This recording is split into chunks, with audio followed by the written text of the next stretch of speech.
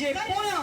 शीशन जे पोयां असा के बिल्लन वांगुर ॾिसी रहिया आहिनि मता चओ त उन्हनि खे ख़बर न आहे सभु ख़बर आहे उन्हनि खे त हीअ जंग हिकु फर्द जी जंग न आहे ये जंग हारीअ जी जंग मज़दूर जी जंग औरत जी जंग रक्षा वारी जी जंग आहे कॾहिं गाने हलाईंदड़ जी जंग आहे उहो शख्स जेको वारी ॾिए थो उनजी बि जंग आहे ये जंग उस्ताद जी आहे डॉक्टर जी आहे इंजीनियर जी आहे शागिर्द जी आहे औरत जी आहे ये जंग हर हिकु फर्द जी आहे इन करे अचो मिली करे हिक ॿिए जी ताक़त बणिजूं ऐं हिननि जे लाइ सिरापा एहतजाज थियूं ऐं हिननि जा कूड़ा कोट ठाहे पट कयूं हिननि खे पंहिंजी हिननि एसिड वारे कमरनि में जेका ही ॾिसनि पिया अचो त उन्हनि खे इंचीअ मां वठी रोडनि ते खेलियूं ऐं पंहिंजा हक़ छीनी वठूं बजाए पिनण ताईं को बदिले में न मिलियो उन खां पोइ तव्हांखे ख़बर हूंदी त पाकिस्तान जो वाहिद इदारो आहे रिक्रूटमेंट जो पाकिस्तान में वाहिद इदारो आहे जंहिंजा समूरा नतीजा अदालतुनि में चैलेंज थियनि था वाहिद इदारो आहे जंहिंजा खोड़ भेरा जेके इम्तिहानी नतीजा आहिनि से अदालतुनि कलदम करार ॾिना अदालतुनि छा कयो 2023 में तव्हांजे इल्म में हूंदो ई ॾाढी शानदार ॻाल्हि आहे तव्हांखे ॿुधाइणु चाहियां त 2023 में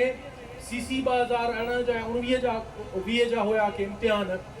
सिंध हाई कोर्ट हिननि जे प्रकारनि खां वाक़ुफ़ हूंदे फ़ैसिलो कयो त हे जेके लिखत वारो इम्तिहान थींदो उनजी निगहबानी जे लाइ असां पंहिंजा माण्हू मुक़ररु कंदासीं स्पेशल असाइनी मुक़ररु थिया कराचीअ में हैदराबाद में लाड़काणे में ऐं सखर में जेके इम्तिहान थिया उहे उन्हनि जी निगरानी में थिया पेपर सील कया विया पेपर सील करे उहे हिते जमा कया विया हिन ऑफिस में जेका पंहिंजे खाॿे पासे खां आहे ऐं पोइ वरी उहे पेपर ॿीहर डीसील करे चेक थियणा हुआ ऐं चेक थियण जे लाइ तरीक़ेकार अदालत इहो फिक्स कयो हो त उहे जेके असांजे तरफ़ां अदालत जे तरफ़ां स्पेशल असाइनी मुक़ररु थियल आहिनि उहे ईंदा उन्हनि जे साम्हूं पेपर डीसील थींदा ऐं पोइ पेपरनि जी चकास थींदी पोइ स्पेशल असाइनी जी रिपोर्ट ही जेके ॻाल्हियूं तव्हां सां कराए पियो ही लिखत में पयूं आहिनि ही अदालत जे रिकॉर्ड जो हिस्सो आहिनि अदालत जे फ़ैसिले में लिखियल आहिनि 24 फरवरी 2023 सब नौजवान इंटरनेट इस्तेमाल कयो था सर्च करे ॾिसो 24 फरवरी 2023 में सिंध हाई कोर्ट जो फ़ैसिलो आहे उहो तव्हांखे आऊं सिंधी ॿोली में ॿुधायां पियो त अदालतुनि जे तरफ़ां मुक़ररु थियल जेके स्पेशल असाइनी हुया उन्हनि चयो त असां लॻभॻि 24 महीननि ताईं हिननि खे बार बार ख़तो किताबत कंदा रहियासीं त असीं कॾहिं अचूं कॾहिं पेपर डीसील थींदा को जवाबु न मिलियो 24 महीननि खां पोइ जॾहिं हू सिंध पब्लिक कमीशन जी हिन ऑफिस में अची पहुता ख़बर पई त पेपर डीसील न रुगो डीसील थी चुका हुआ पर पेपरनि में 1 मार्क खां वेंदे 100 मार्कुनि ताईं पंहिंजे मनपसंद जेके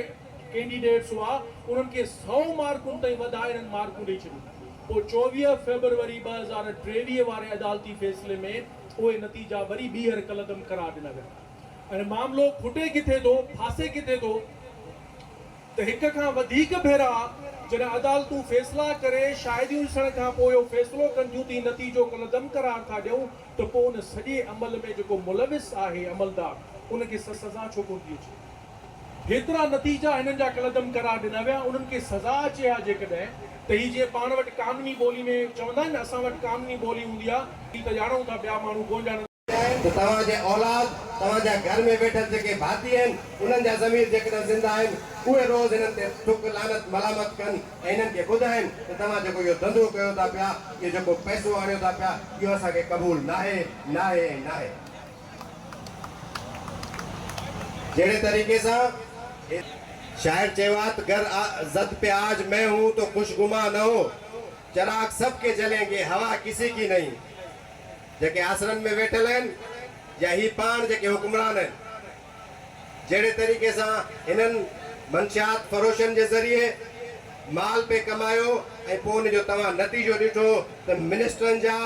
MPs जा MNAs जा ब्यूरोक्रेट्स जा पंहिंजा बच्चा उन मंशियात जा आदी थी ऐं उन्हनि ख़ुदकशियूं करणु शुरू कयूं उहे मरणु शुरू थी विया उन खां पोइ हिननि थोरी घणी अखि फटी ऐं उन्हनि मंशियात जे ख़िलाफ़ हिननि एक्शन वठणु शुरू कयो आहे ईअं ई असां हिननि खे हुकुमराननि खे ऐं ख़ासि तौर ते जेके असांजा हाई कोर्ट जा जजिस साहिबान आहिनि उन्हनि खे इहो वार्न करणु था चाहियूं त तव्हां जेकॾहिं इहा जेका बि मैरिट जी लताड़ हले थी पई उनखे ईअं ई हलणु ॾिनो त पोइ इहो यादि रखो त जेके पैसा ॾेई करोड़ रुपया भरे पुलिस में ईंदा उहे तव्हांजी हिफ़ाज़त जेका कंदा ऐं उन्हनि खे जेकॾहिं वधीक पैसा मिलिया उहो पोइ तव्हांखे मारण में देरि बि न कंदा। अहिड़े तरीक़े सां ॿियनि महकमनि में बि साॻियो हाल आहे।